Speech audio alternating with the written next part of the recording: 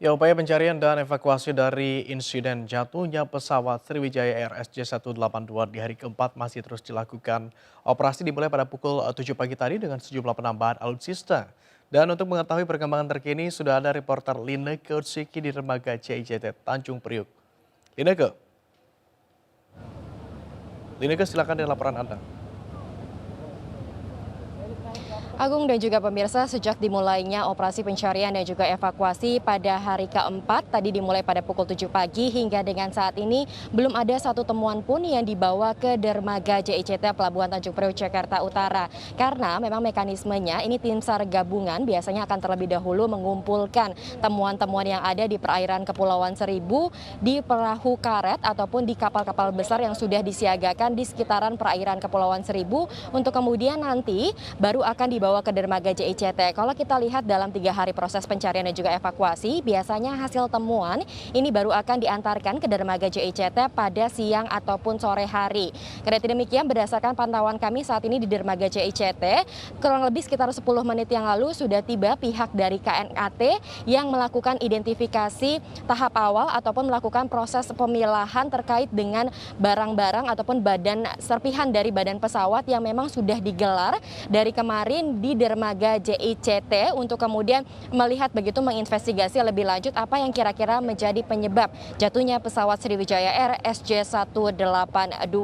Berdasarkan hasil evaluasi selama 3 hari proses pencarian, tadi disebutkan oleh Direktur Operasi Basarnas Brigjen Rasman, ini ada sebanyak 74 kantung jenazah yang sudah berhasil ditemukan. Namun perlu kami tekankan bahwa 74 kantung jenazah ini bukan berarti berasal dari 74 orang, tapi dalam satu kantung jenazah bisa berisi beberapa body part dari beberapa korban ataupun penumpang. Kemudian ditemukan juga 16 kantung dari badan serpihan pesawat yang berukuran kecil, sementara 24 lainnya dari badan pesawat berukuran lebih besar. Adapun metode pencarian pada hari ini memang kalau kami dapat dikatakan ini ada beberapa perbedaan dengan kemarin, yakni adanya penambahan penguatan.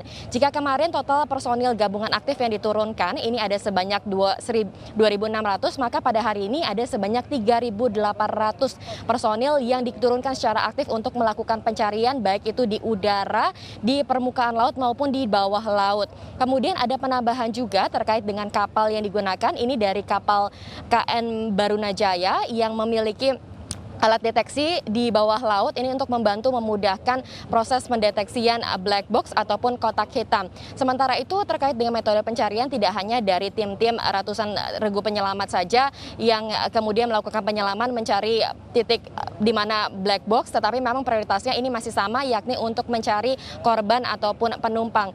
Kemudian perbedaan dari metode pencarian adalah untuk yang di permukaan laut dan juga di udara ini lebih diperluas radius pencariannya karena ini sudah memasuki hari keempat, ini artinya tentu sudah ada pergeseran dari objek-objek yang berada di bawah laut sehingga ini kemudian diantisipasi hingga ke bibir pantai agar dapat bisa ditemukan seluruhnya yang dapat dipergunakan nanti untuk membantu memberikan kepastian tidak hanya bagi kepada keluarga tetapi juga untuk membantu proses identifikasi bagi pihak KNKT. Kemudian untuk di bagian bawah laut ini juga diperkecil di sektor 2 di tempat ditemukannya 2 sinyal yang memancarkan baik itu flight data recorder ataupun